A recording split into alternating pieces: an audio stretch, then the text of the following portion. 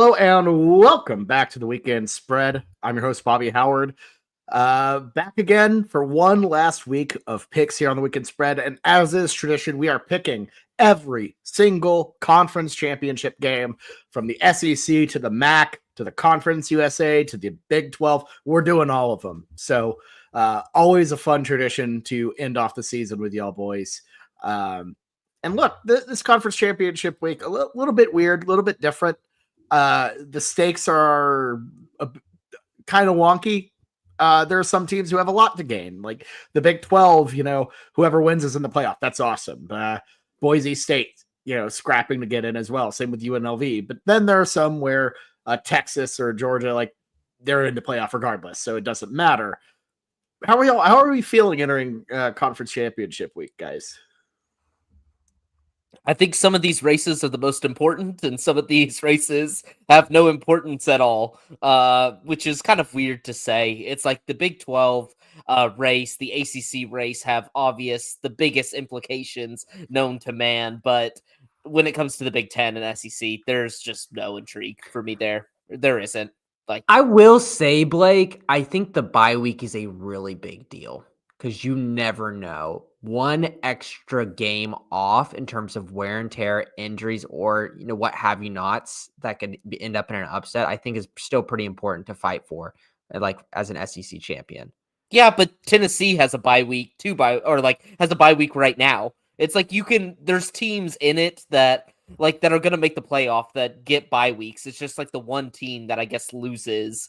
But one less game you have to play, I still think that's a big deal. It is. No, it can be. Something can go wrong, but it just doesn't have the stakes like it used to when there was 4 teams. If you were a 10-1 Alabama team dropping to 11-1, dropping to 11-2 meant something. Mm-hmm. Dropping to 11-2 now really doesn't do anything for you. It just keeps you in the playoff. It's a little tit for tat. Yeah. But then you get ones like the Big 12 that it's it is a true do or die elimination game. That's how the winner of that's getting in. The loser is going to not even New Year's Six bowls. I guess what's the most premium bowl you can go to now if you don't make the playoff? Pop-Tarts? Pop-Tart, citrus, that sort of thing. So, it genuinely is everything for those. And I think that makes it good, if you ask me. There's still incentive to get the bye. I'm fine with it, for sure. So, all right, guys. Well, look, little gander at the standings one last time. Ty is pretty much locked out. He won. Ty won once again. Congratulations, Ty.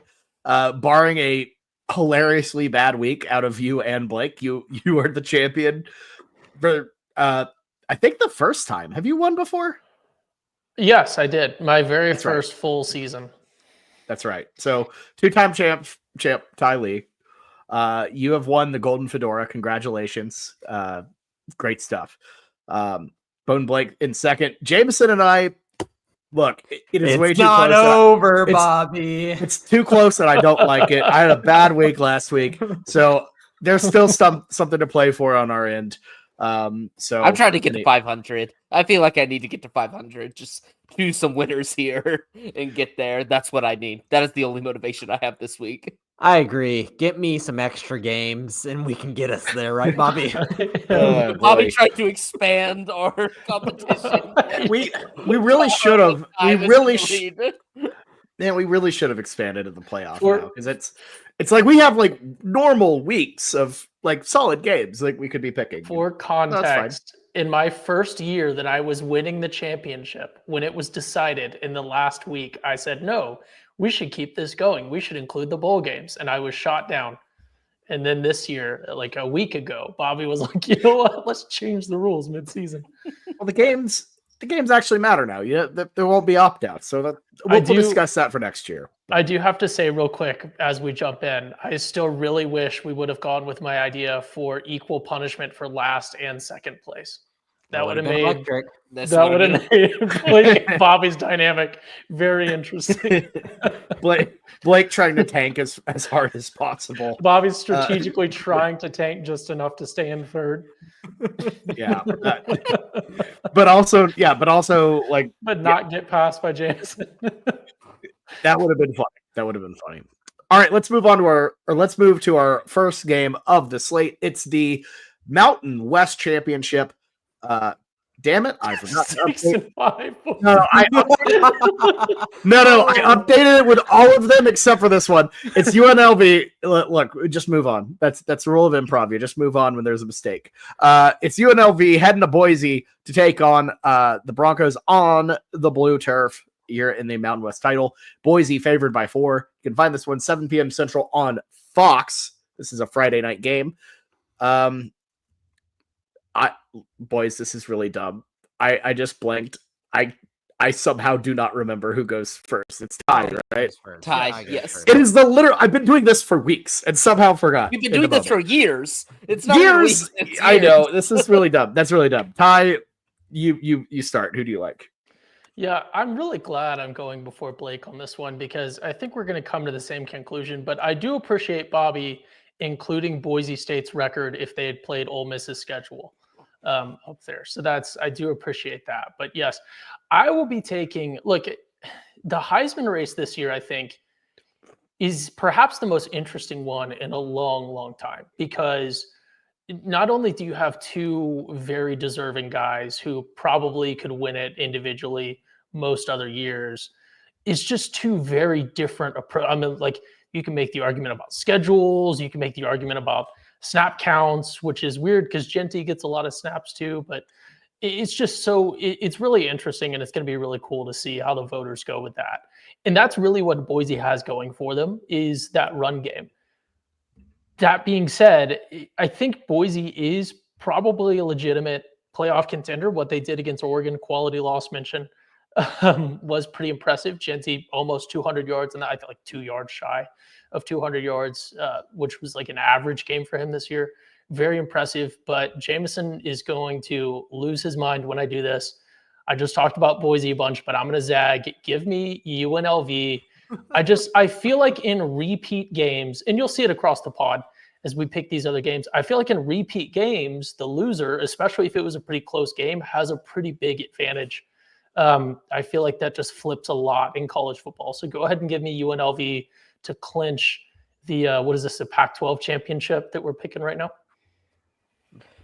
Certainly feels like it. Blake's got a stat, right? Don't you have a stat for? Yeah, I used to. I can look at. I'll look it up in 1 second, but for repeat opponents for their second matchup, it wasn't statistically significant or something, right?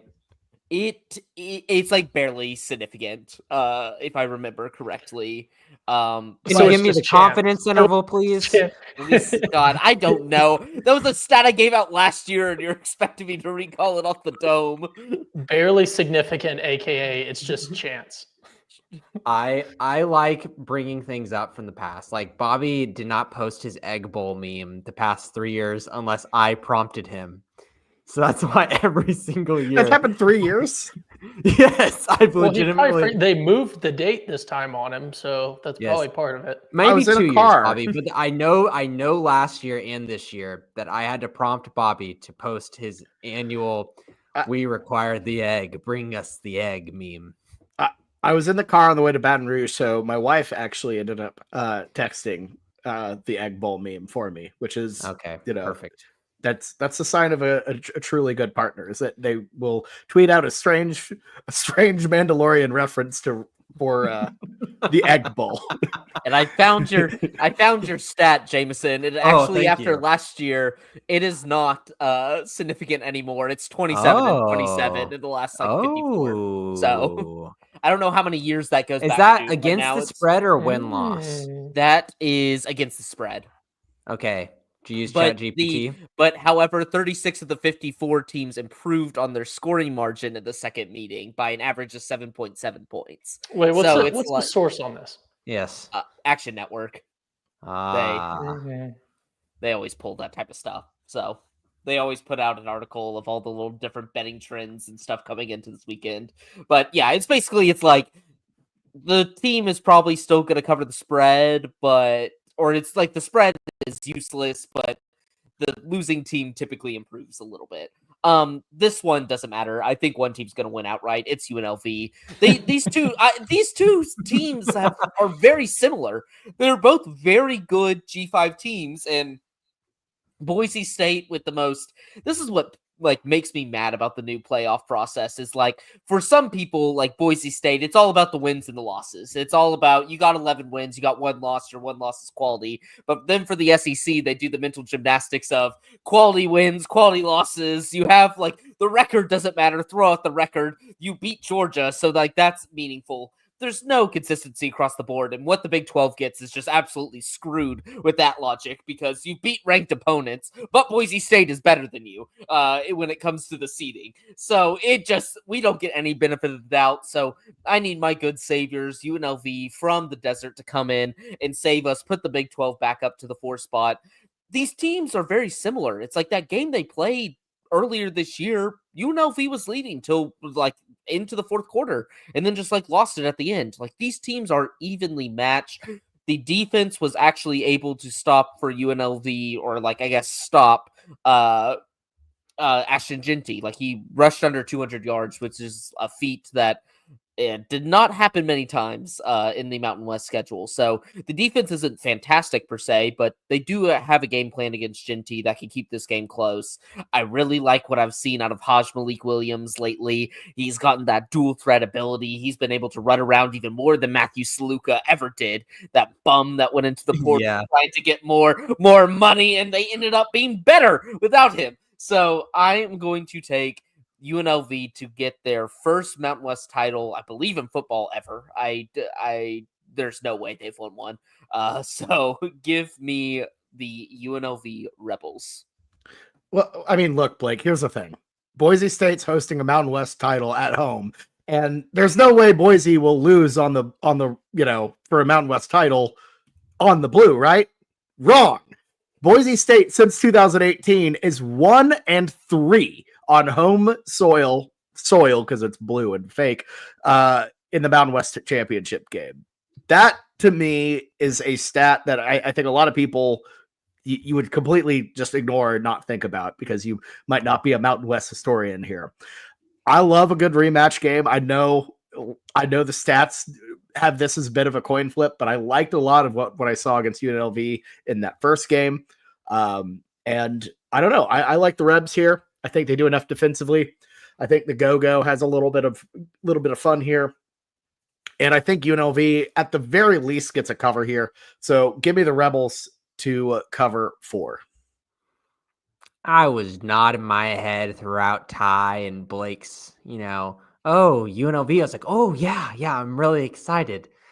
I knew Bobby was going to read my language and think maybe he's interested in UNLV too. Nope, I'm not. Give me Boise. You remember that Mountain West championship game last year, Blake? You remember the similar conversations that we had? And you were like, you know what? Let's make a big Malort bet on it. And I do. And it ended up not going your way. I think that here we are again. And now Boise doesn't even have to play in Allegiant Stadium. They beat them last year in the Mountain West Championship in Allegiant Stadium. They beat them in Allegiant Stadium on the road this year by 5 points, covering this 4-point spread. You get them at home now? I understand Bobby's got stats from the past, but you get them at home. I think that they cover the spread here at 4. Would you want to run back Malort bet here, Jameson? Yeah, let's do it. Bring it, baby. I think this UNLV team is so much better than they were last year. Are you going to be here for in Oklahoma for Christmas? I will not be. I'll be in Austin. So, well, isn't that just a bummer? We'll find a way. Well, Malort finds a way for sure. All right, moving on to our next game. It's Western Kentucky Hilltoppers, 8-4. They're heading to Jacksonville State in the Conference USA Championship. My God, my graphics are awful. This was done on a rush job. What is the spread for this game, you might ask? Well, I have your answer. It's Jacksonville State by 5. Surprise! Jacksonville State favored by 5 at home. You can find this one 6 p.m. Central on CBS Sports Network on Friday night. Jameson, who do you like? I think Bobby is really trying to pull me in to pick Toppy by that wonderful little Toppy guy. He picked the great logo. Big Red. Big Red is just smiling. He looks so happy. He looks like Red Grimace. It makes me happy. But Jacksonville State just played Western Kentucky, and Western Kentucky won. And now it's a rematch. Immediately. The next week. Back at the other person's place. I know. I think it stays close again, and I pick Toppy. Give me Toppy. Look, I think a week out, fresh tape. I could see Jacksonville State, really. I could see him winning this one, but I mean, there's tape both ways. They've just played it. How can I pick against Toppy? I don't know, Jim. I'm just saying. Yeah, I don't know. I'm going to go. Western Kentucky has a way of keeping these things close. 5 feels like too much. I think they keep it close and get a 5-point cover. Coward. Yeah. Yeah, I'm going Jacksonville State here. They have been such an impressive running offense behind one of the old classic coaches in college football, Rich Rodriguez. I think a statement win here puts him back on the coaching map. Could he get that West Virginia job again? Who knows? But the way they're running, it's looking a little bit like Steve Slayton and Pat White back there. I just have to go. They have 2,000-yard rushers on this team. They've been running down the throats of everybody in the CUSA. I'm going Jacksonville State here. I'm going in the rematch. They probably weren't showing too much tape, knowing that this game could possibly be happening the next week. Unleash the tape on them, Rich Rod. They're gonna just demolish them. So give me Jacksonville State.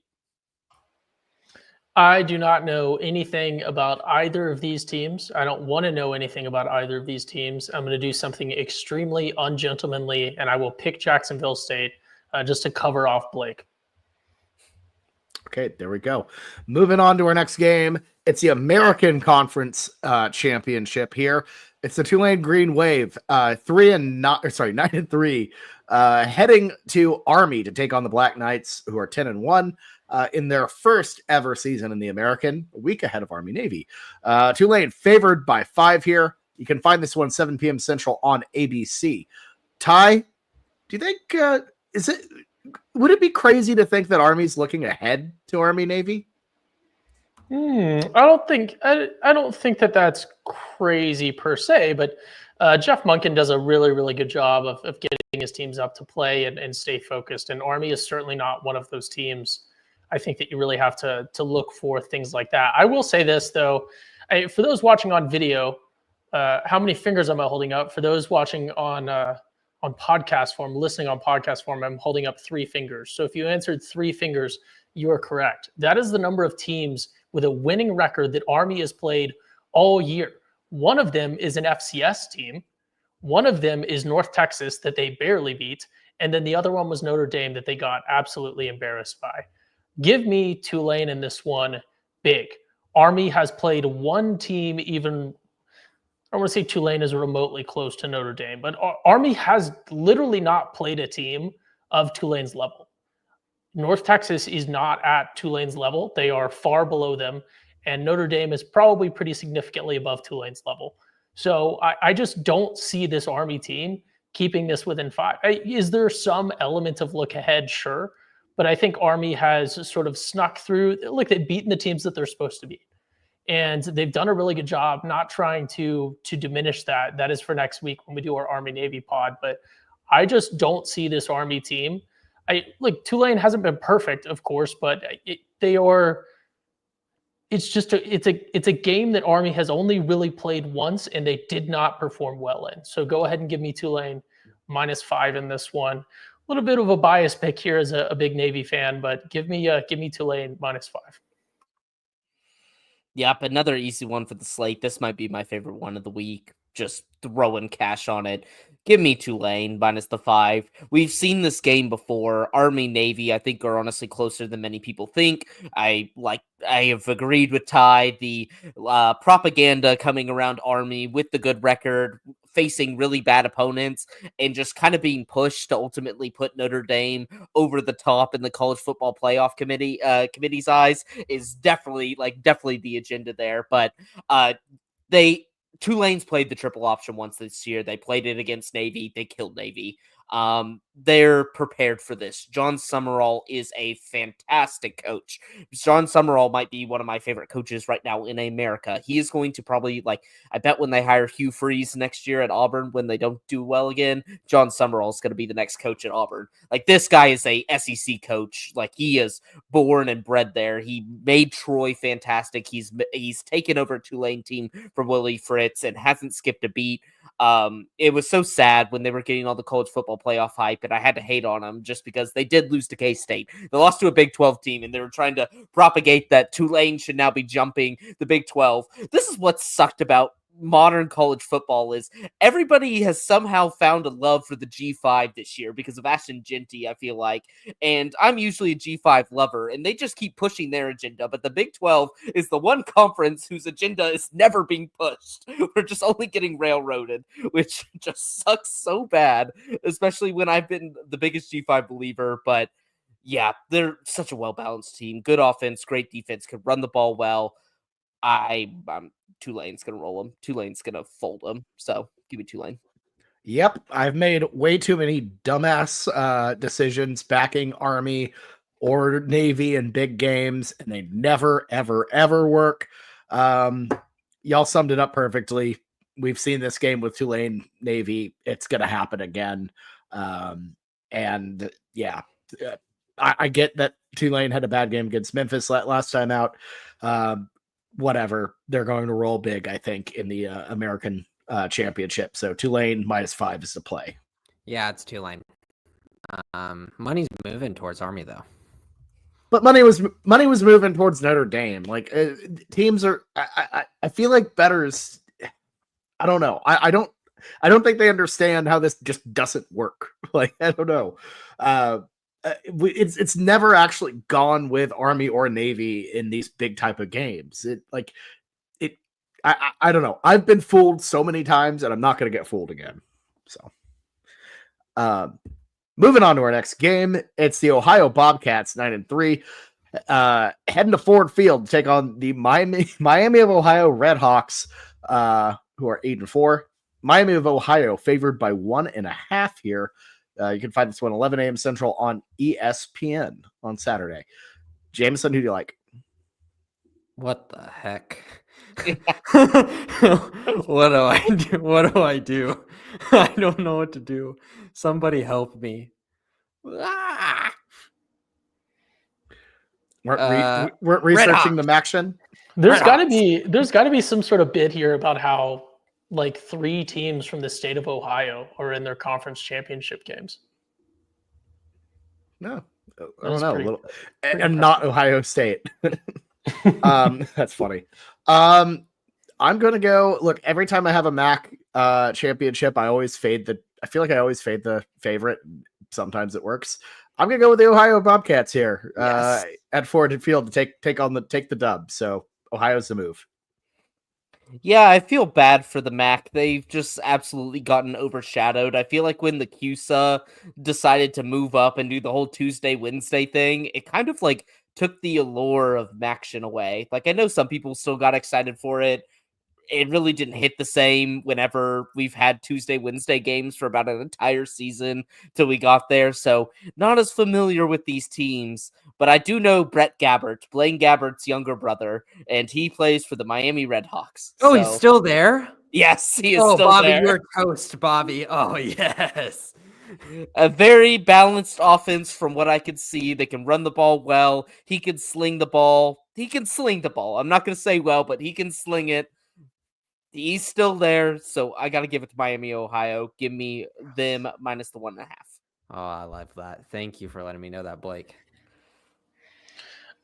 Quick correction. I have just been informed that Marshall is in fact not in Ohio.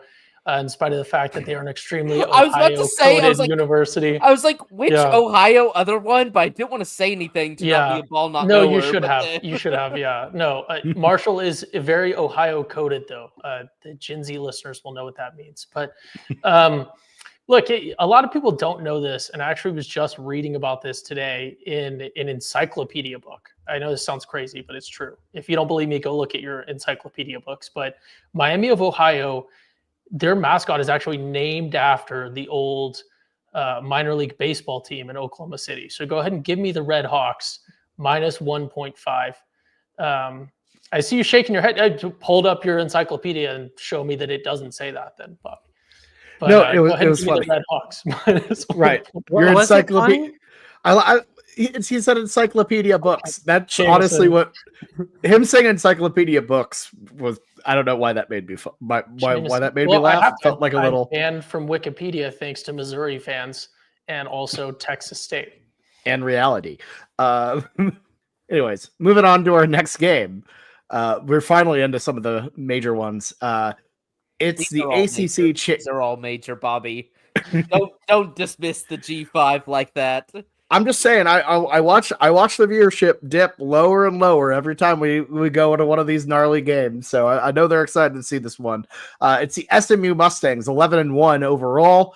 They are ranked 8th in the country. They're taking on the Clemson Tigers, who are 9-3, ranked 17th. This one's for a college football playoff bid. SMU favored by 2.5 here in Charlotte. Find this one 7 p.m. Central on ABC. Ty, who do you like?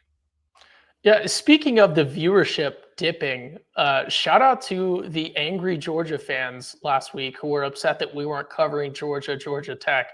Little did we know at the time that they were actually really telling us that we needed to cover that absolute heater of a game.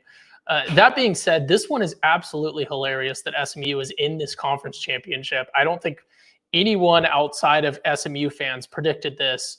And I don't think any sane SMU fans actually reasonably predicted that they would be in this conference championship game. So this is actually really, really beautiful to see. I love the idea that they're literally just paying to join this conference and embarrass them all in year one. That is absolutely hilarious to me. That being said, I feel like it's not the smart thing to do. And I know that it's just big brand bias, but I feel like Clemson has. I feel like Clemson does not have look ahead. For Clemson, this is it, right? Like there's nothing else but this game. There's no look ahead. There's no fanciness. I feel like Clemson gets this one outright. So go ahead and give me the Tigers plus 2.5. Sorry, I blanked on the line there. Yeah, I got a sad story to tell SMU fans. Coming from a TCU fan, you will fall out of the playoff if you lose this game. They are looking for every chance to keep Bama in and you out. And I am sorry. It sucks. I think if SMU loses this game, they should be in the playoff. They could beat the 12 seed, but they should be in this playoff. Like, it is insane that they have to play another one and they can get bounced. But I know this playoff. I know their affinity for private Texas schools. You basically have to just shut off every valve that could possibly sink you going into your conference game in order to actually survive. It happened to TCU. They had to go undefeated and have Alabama behind them with 2 losses. Like, that is the only way you stay in it.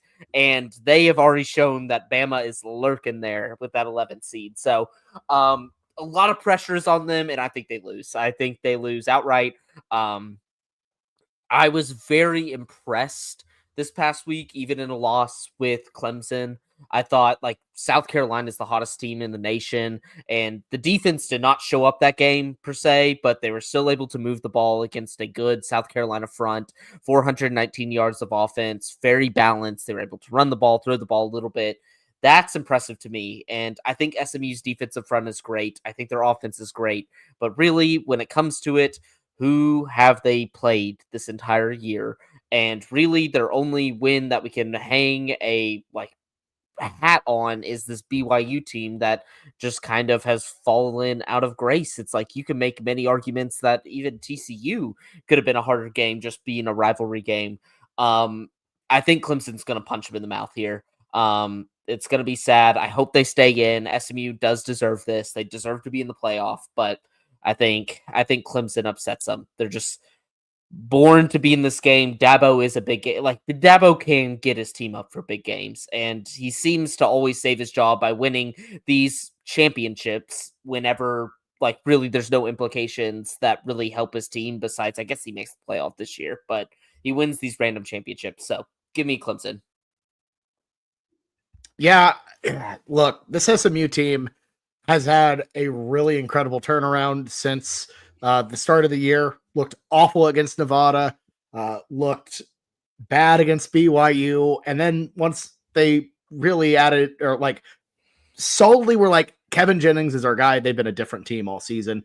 They have had an excellent run, and you got to give them credit. But they haven't played Miami, and they haven't played Clemson. And this Clemson team, I haven't been overly impressed with. The second half of the season, they've lost to the two good opponents they played in Louisville and South Carolina, and then they skated by a couple teams that they really didn't have any business skating by. In fact, it's kind of hilarious that they're in this position in the first place. They needed some madness, but like Blake said, Clemson is damn good in these ACC championship games. They're perennial winners of this thing. And every time we get one of these damn ACC title games, we're like, oh, well, maybe this is the time that Clemson loses, or it's a close game. And it never is, because they find a way to win these. And this college football season has been absolutely nuts. And this Clemson team, this ass Clemson team, sneaking into the playoff. All while Dabo Sweeney's smiley ass is like, oh, little old Clemson just got into the playoff, even though we're terrible. Like, this horrible thing that could happen is going to happen. And I just see Dabo doing it against an SMU team. And I don't know. I'm not betting against Clemson and Charlotte. They just are a bit of a wagon when it comes to the ACC title. So I'm going to go with the Tigers here. I think this is going to be a banger of a game, but when it comes down to it, Clemson, I think, is just a better team and has the edge because they just find a way to win these games in Charlotte. I think y'all are putting a lot, or at least Bobby is putting a lot of, his stock into the history of Clemson. And I mean, like, we got to give SMU their props. Like, they have looked absolutely stellar this season. They played nobody. Though. We're getting I wish I could take little clips of Blake from this year and show it to 2019 Blake, show him all his pro OU statements, his arguing for quality wins, him coming on the pod and going, they ain't played nobody. We're converting him to a SEC fan. But it's not. There's legit teams in the ACC. They didn't even have to play Georgia Tech. They didn't have to play Syracuse. They didn't have to play Miami. They didn't have to play Clemson. They avoided the entire top half of this conference. Their only team that was supposed to be in the top half was Florida State, and we know how Florida State went this year. They have played absolutely nobody. I get it. I'm still picking the ponies. Give me SMU.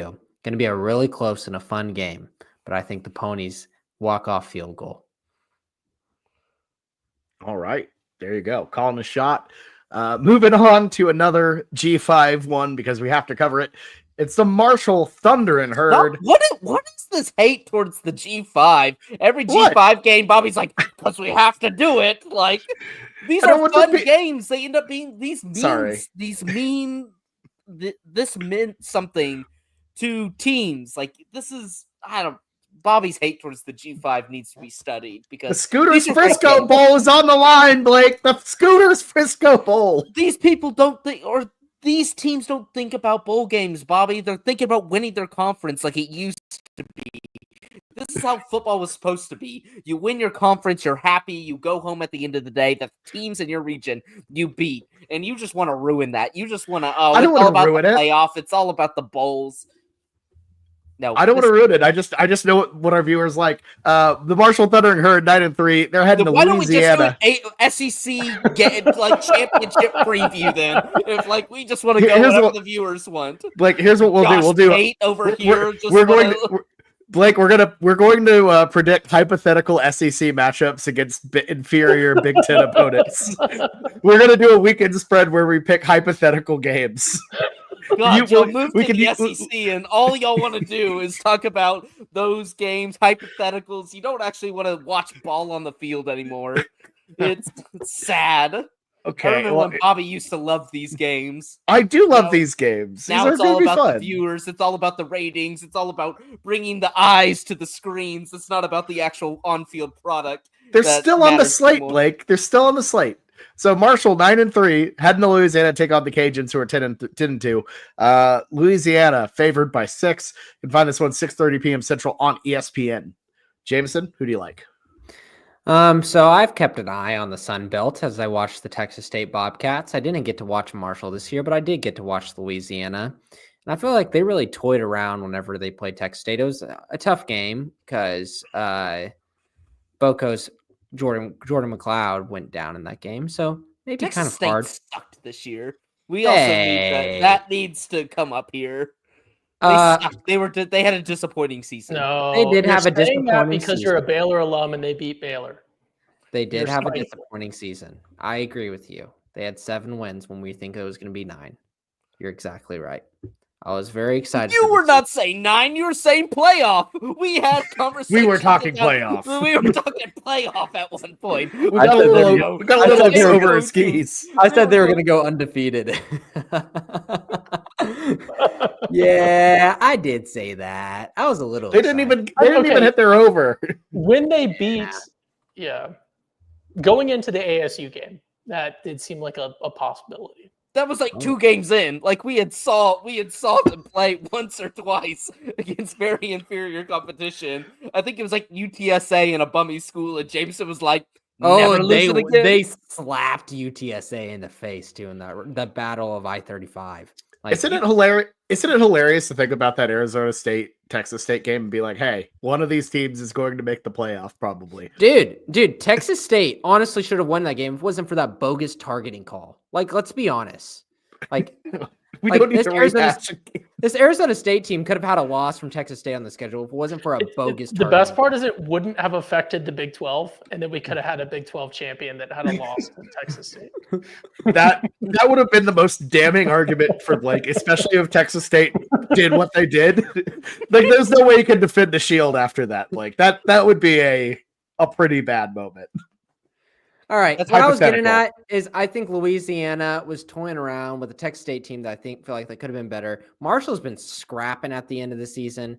I like the way that they've been scrapping. They've been winning games. They've been getting to this point. I'm going to pick Marshall plus the points.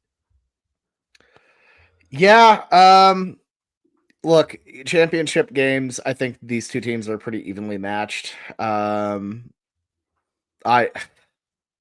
that being said, I feel like the home field advantage is going to go Louisiana's way here. So I'm going to go with Raging Cajuns at home to cover the 6.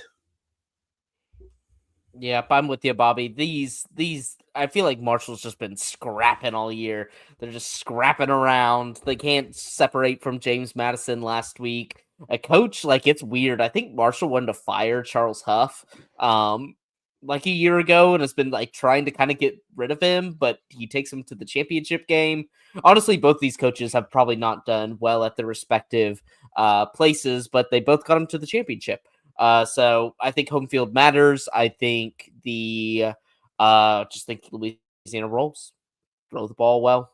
They threw the ball very well. So I'm going to give it to Louisiana.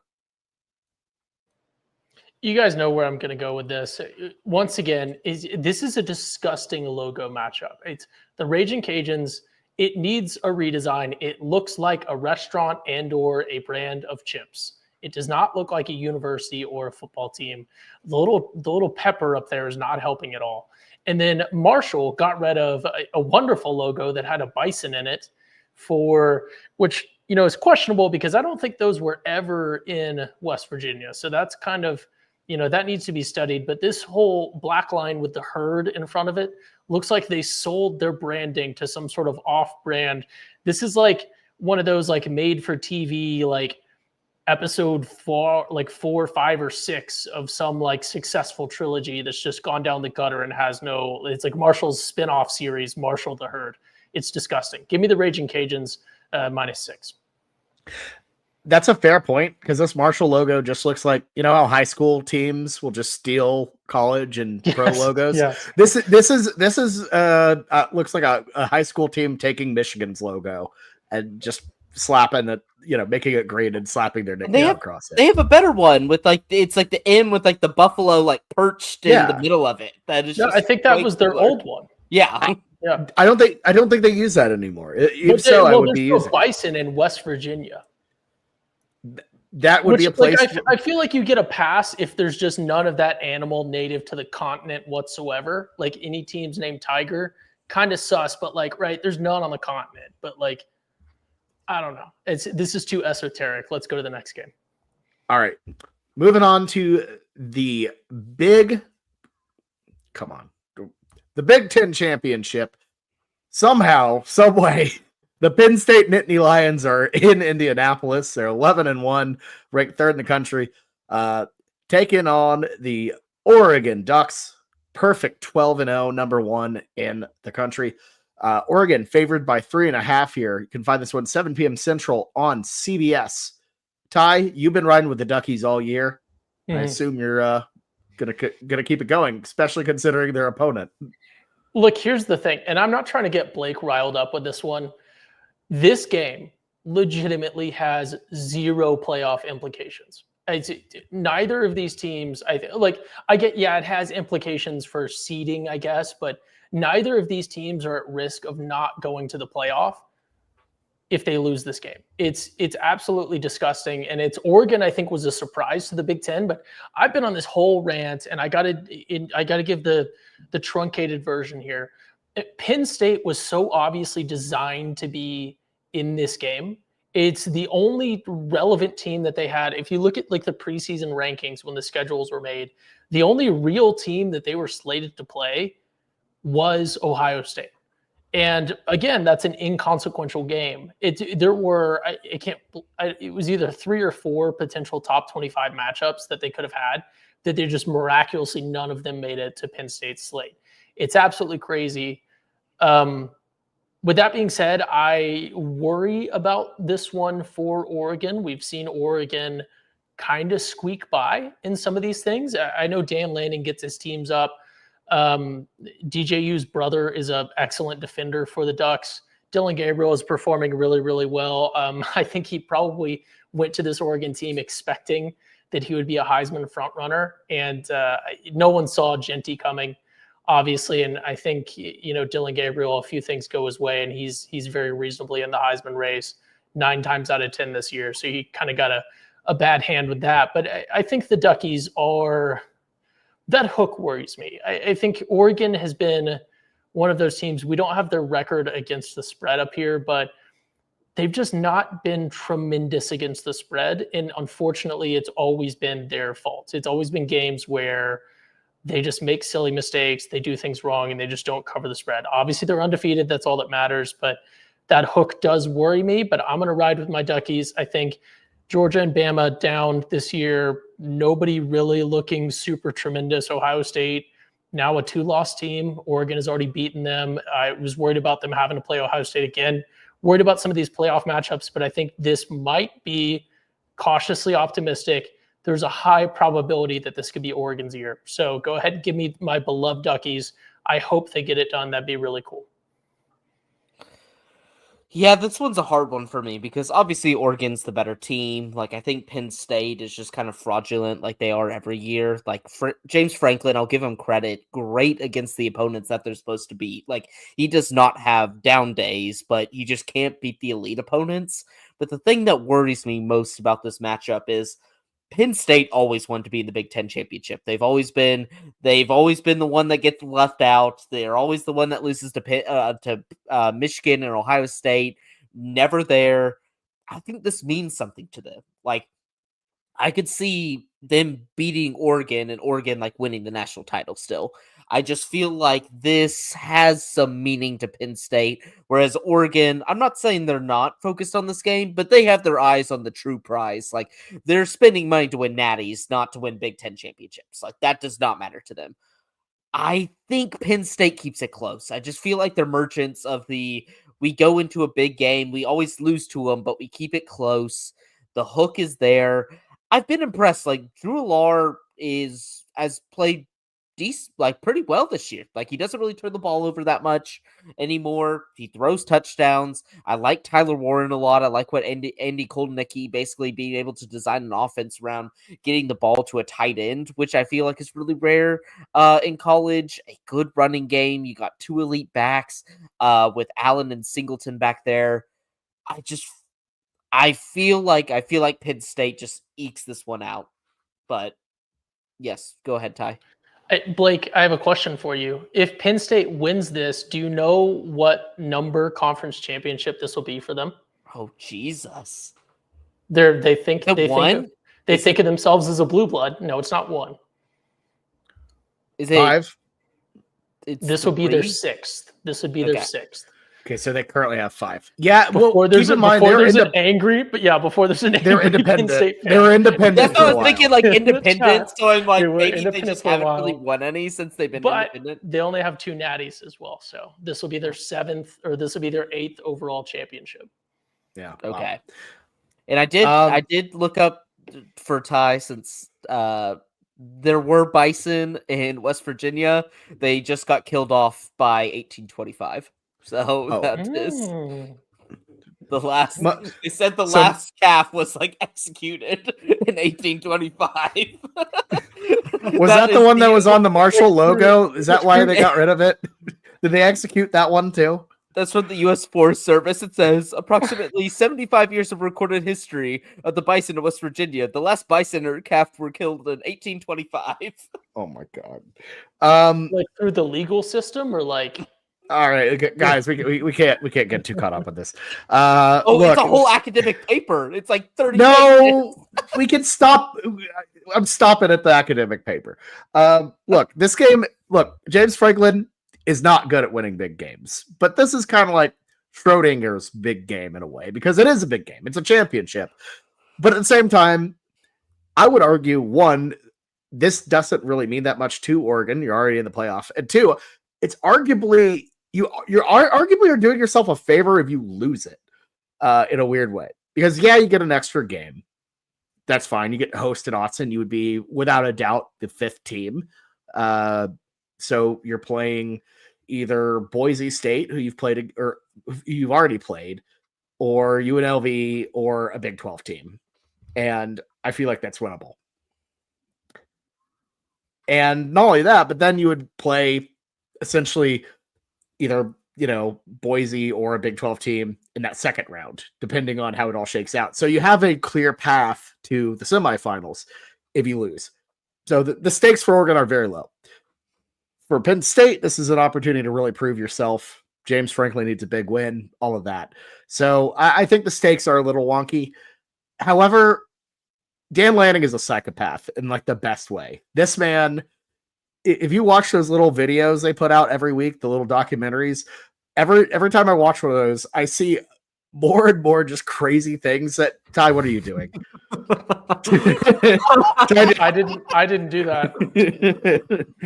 Anyways, he just does more and more crazy stuff. Last week he beat in a Washington helmet with a baseball bat or something. It was crazy. We saw him just do like insane stuff for Wisconsin, essentially, pulling off like a Pavlovian experiment on them to get excited whenever jump around plays. I think Oregon's going to go all out for this because I don't think they have any switch but on. I think they're a more complete team than Penn State. The offense is balanced with Gabriel, with Jordan James, who's an excellent running back, not talked about nearly enough. Tez is back in action. On the wide receiving side of things, the defense is solid, very complete. I think Oregon's the best team in the country. I think they come out and make a statement, get a big win here against Penn State. and get the 3-point cover. I'm not concerned about the hook. 3.5. So, okay, so going 4 points. Is that what you're saying, Bobby? You're not saying it's a -3 line, right? It's 3.5. Okay, 3.5.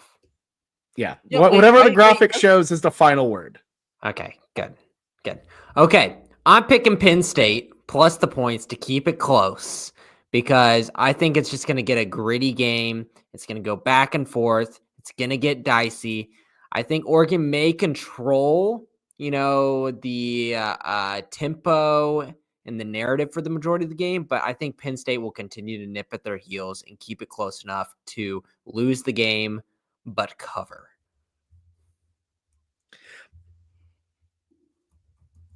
Fair enough. I don't really share the same optimism for Penn State, but Good.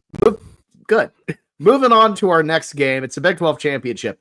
The Arizona State Sun Devils, 10-2, ranked 15th in the country, head to Arlington to take on the Iowa State Cyclones, who are also 10-2, ranked 16th in the country. Arizona State is a slim 2-point favorite. You can find this one 11 a.m. Central on ABC. Jameson, who do you like? Everyone's picking Arizona State here. There's no way we don't sweep this with Arizona State. They're just such a fun team. They're on one. They're rolling. They just smashed Arizona into the dirt. It's just a fun team to pick, and I just don't want to pick against them for my viewing pleasures. On the other side, Iowa State really did just kind of turn things around, and they played a really good game last week. But come on, guys. It's going to be a lot more fun if you pick Arizona State. Yeah, I think this is as evenly matched a game as you really have in this conference championship slate. Every time I doubt Arizona State, they can't keep rolling. They've hit their peak. They kind of blow past it. So I've been really impressed with the Sun Devils all season long. This is tough because I think Iowa State's going to come out big for this. This is, I know we've talked about how this is one of the better Iowa State teams in history. This is the best Iowa State team in history. They have never had a 10-win season. This is their first in school history. I don't know the last time they won a conference championship, if ever.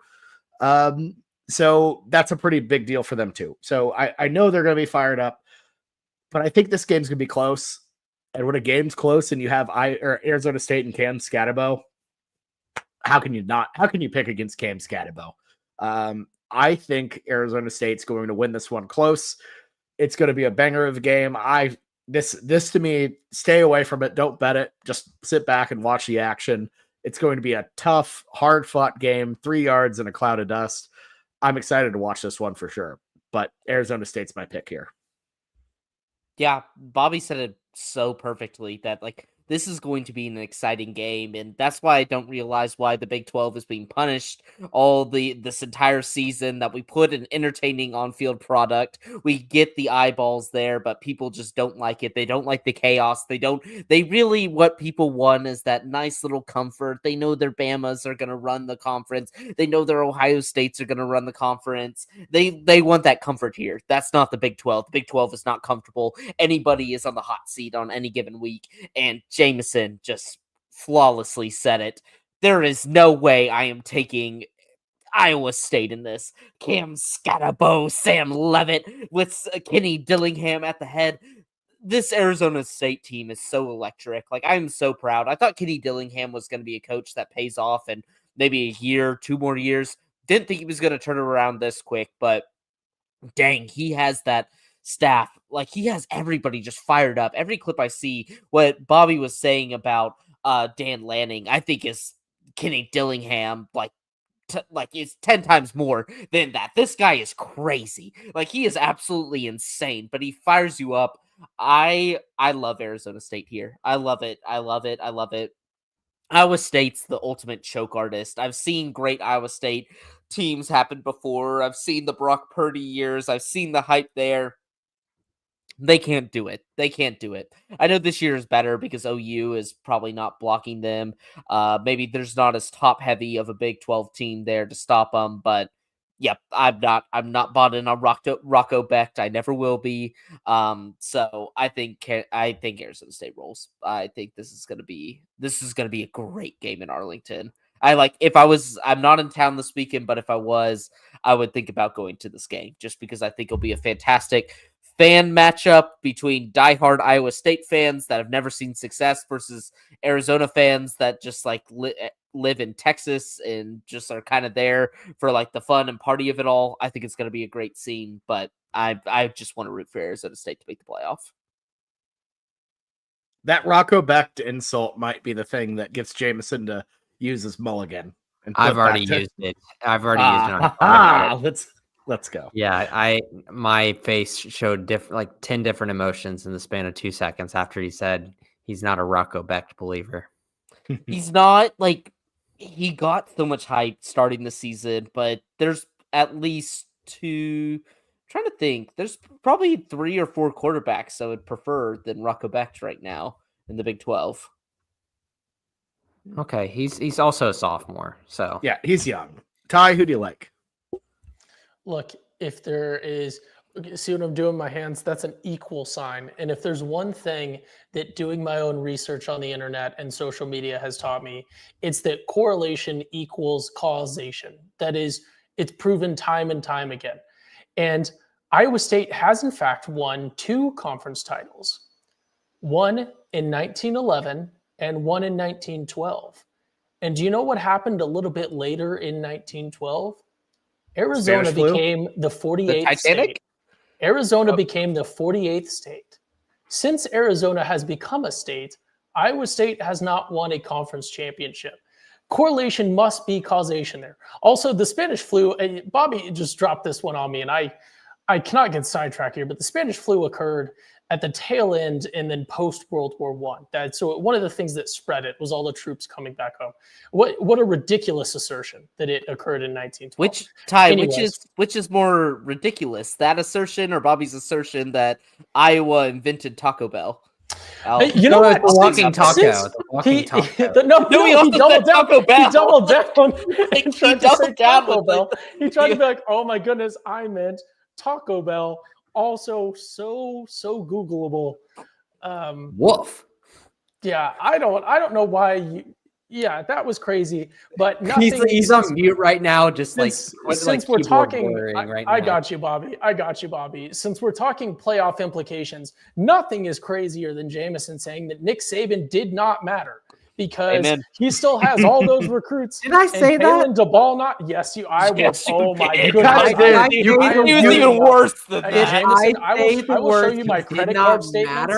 I will show you my credit card statements right now. I have bought Adobe Premiere Pro, and I'm cooking up the edit of edits. I'm paying $35 a week to cook up an edit that's going to end you. So it was the worst take ever. How dare you say that Nick Saban did not matter? Overrated, and you're trying to put me in. Yes, I didn't say Nick Saban is overrated. It's still wrong. I think I would literally hang myself to get it is Nick Saban legitimately supposed to be a hot take. I made a hot take. And the funniest part of it is for 1 week, Jameson probably felt like he was on top of the world when Alabama beat Georgia. Like, oh, I got it right, guys. And then what happened the next week? Alabama can have a down year. I understand that you guys might be maybe hyperbolizing what I said. I made a hot take. It was not meant to be agreed with by everybody. He tried to talk you off the ledge, and you tripled down. I said that I think that talent one means, is you and one is Kalen DeBall not nowhere. I think that talent means a lot, and I think honestly, this Alabama team probably isn't as talented as they had in the past either. Like, it's true. You guys can talk about that in terms of Alabama's performance. You talk about coaching all the time. We don't have nearly the level of talent on this Alabama football team that they've had in the past couple of years. I cannot express how happy I am that the Big 12 championship preview just devolved into an Alabama conversation. I was like, you SEC fans just love to turn it around on yourself and not talk about the Big 12.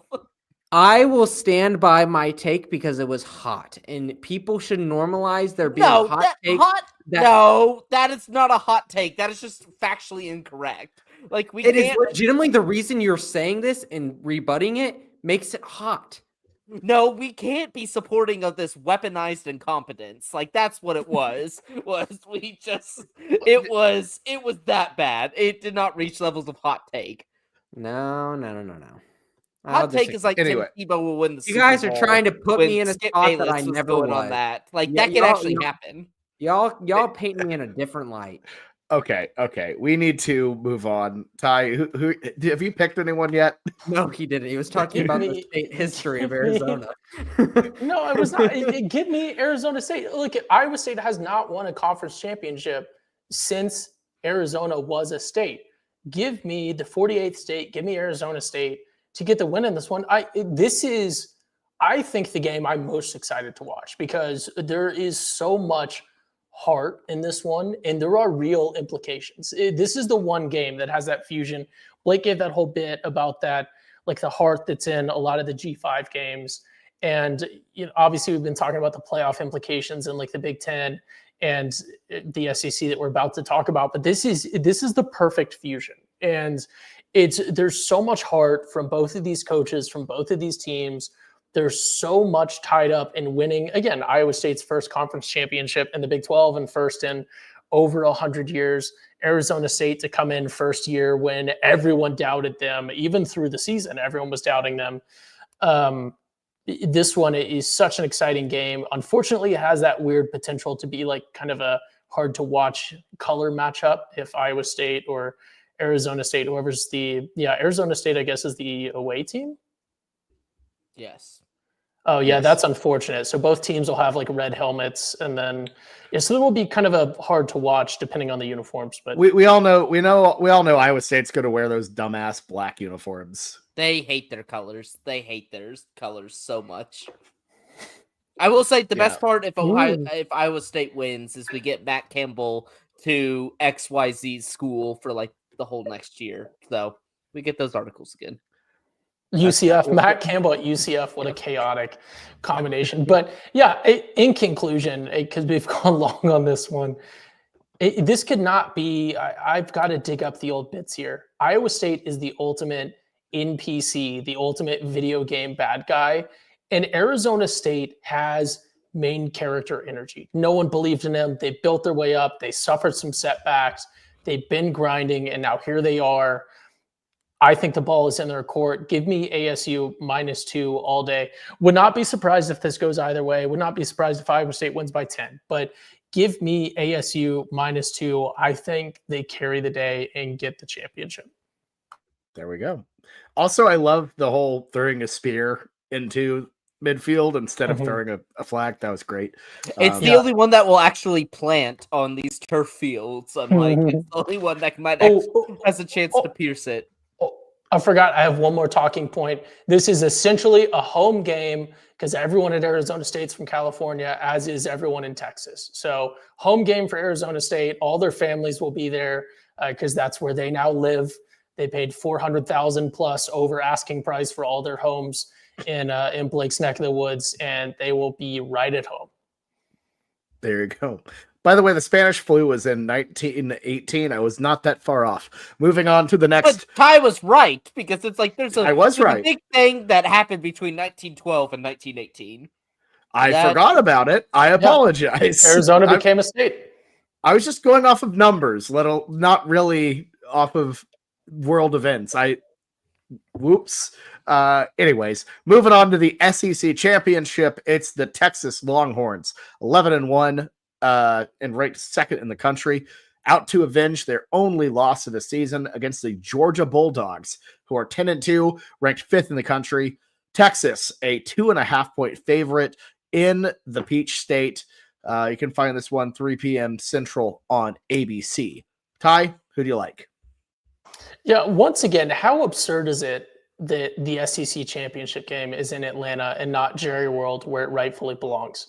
Jerry World is where all conference championships should be held, and the World Cup final should have been held. And it has once again been robbed of a game that it is rightfully owed, just because they are upset that Jerry Jones will become too powerful, and also he does deserve to be punished for believing in Dak. That being said, this is a very, very exciting game. One that really could go either way. I think Texas is perhaps a bit overrated. I think Texas and Georgia are much closer than people would realize. I understand Blake's going to go on a spiel about how pretty much every SEC team has lost a game that they should have won. That's true, and that's inexcusable. But I think that Texas, it was just kind of on the better half of luck this year compared to Georgia. Georgia should have beat that Bama team for sure. So this one, I think, could go either way. I don't think it's going to get out of hand for anyone. You have to go, if you're Vegas, you have to go UT -2.5. But if this opened up Georgia -2.5, I don't think there would be a tremendous outcry. So with that being said, it's like, if you're telling me it can go either way and I got a nasty little hook on there, I feel like I got to go with the points. And, oh, sorry, I'm getting a call here. Oh, hello, Vegas. It's Vegas. They're calling in. Okay. Give me Texas -2.5. Yep. This one seems easy to me. Like, I know the first game got out of hand.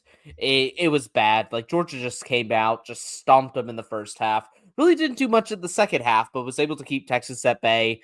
But Carson Beck has just been fumbling it everywhere. He's been turning it over to the defense and then been turning it over in the public, because I've seen every one of his Snapchats that he's ever sent out to a female, because those things are plastered all over Twitter right now. This guy doesn't know how to take care of the rock. He doesn't know how to take care of the ball. He doesn't really like football. Like, one of them we saw is like, hit me with the car so I don't have to play football again. Like, this guy is all about, he might be the first NBA player in like college football that like is there solely for the clout but doesn't want to actually play.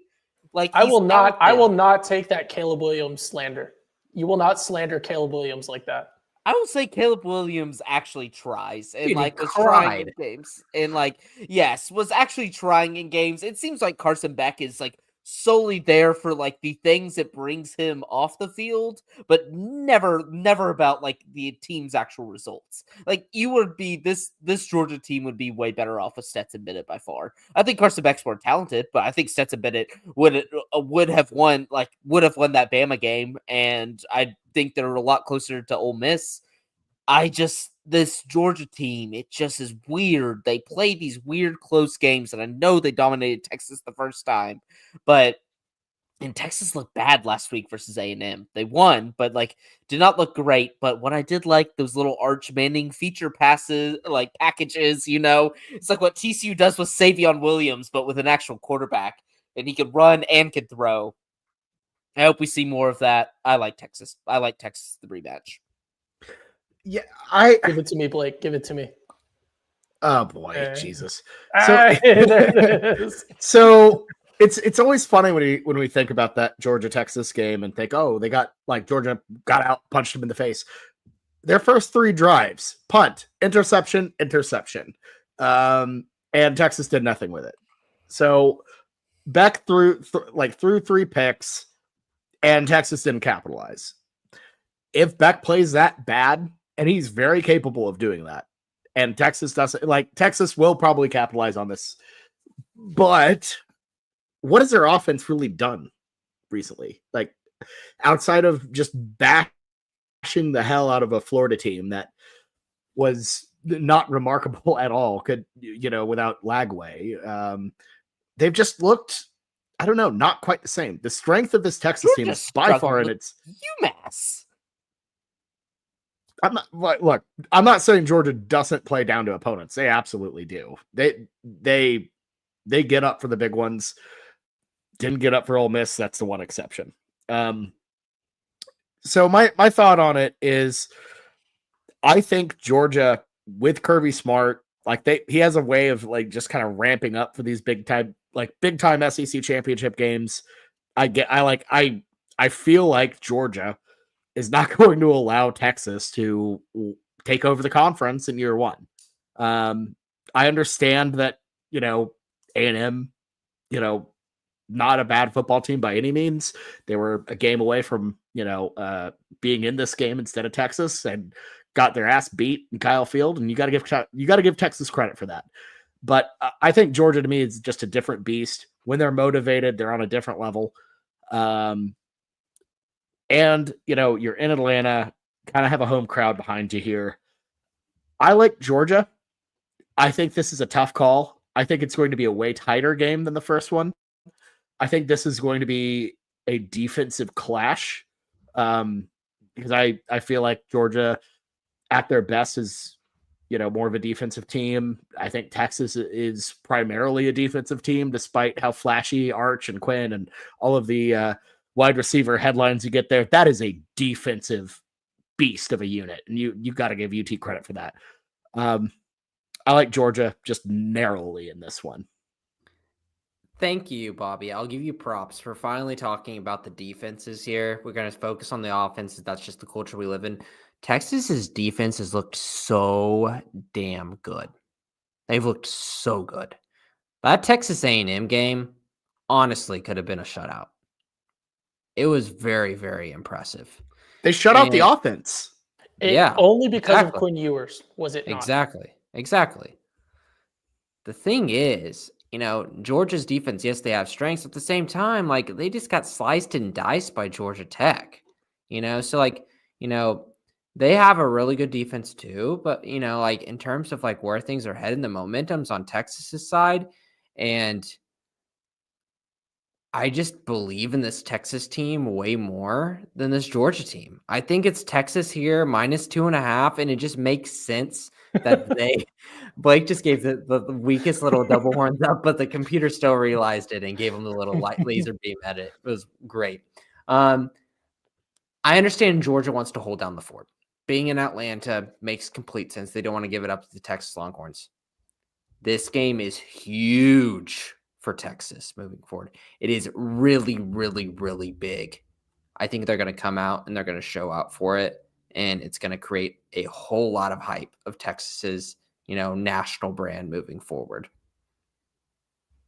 Thanks, give it to me, Jameson. But I hate it, but I think you're right. In the sense that I think Texas could really come out here.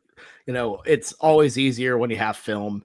But I don't know. I just, for me, I feel like there's something about Georgia that they really don't like Texas. They don't like the flash. They don't like the celebrities on the sideline. I think it actively pissed him off what happened in Austin last time out.